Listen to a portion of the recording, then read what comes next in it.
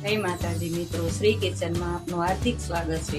આજે આપણે બનાવશું ચણાની દાળ અને દૂધીનું શાક। તો આ પાણી મીઠું લઈ અને ઉકળવા મૂક્યું છે। હવે પાણી ઉકળી ગયું છે, એમાં પહેલા આ ધોઈને દાળ નાખવાની ચણાની,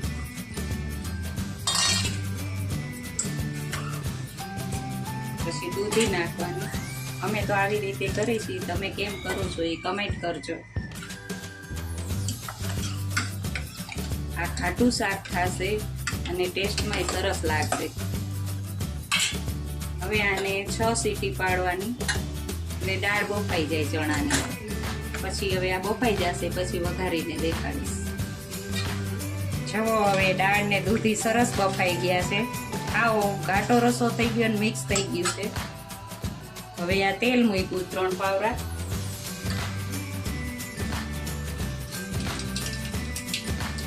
રેગ્યુલર મસાલા છે।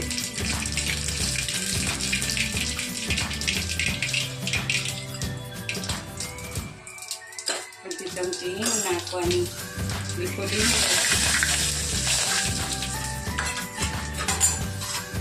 અને આ કેપ્સિકમ ને ટમેટું। કેપ્સિકમ નો એક લીલું મરચું હાલે।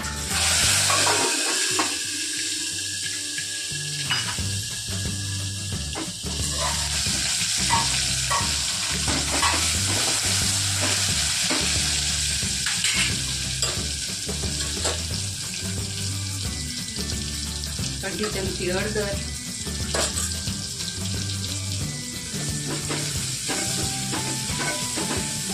મીઠું બાફામાં નાખ્યું છે એટલે ન નાખો તો હાલશે।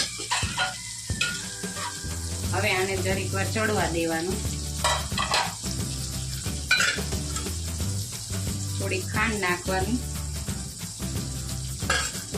ખાંડ તમારે ન નાખીએ તો હાલે।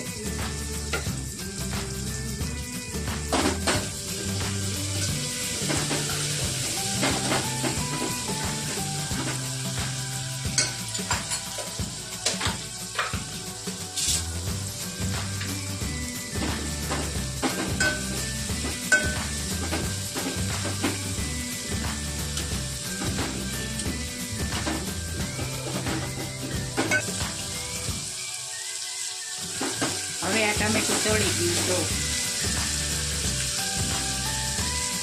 લસણ વાળી ચટણી નાખવાની, 1 ચમચી કોરું મરચું નાખવાનું,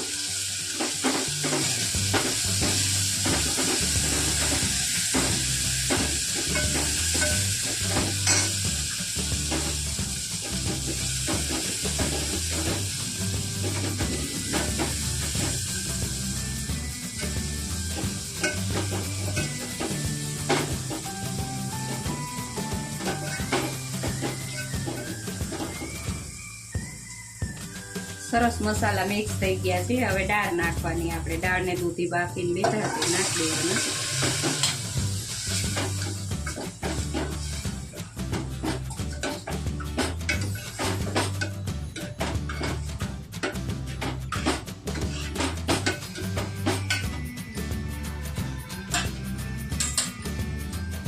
ધાણા જીરું લેવાનું અડધી ચમચી,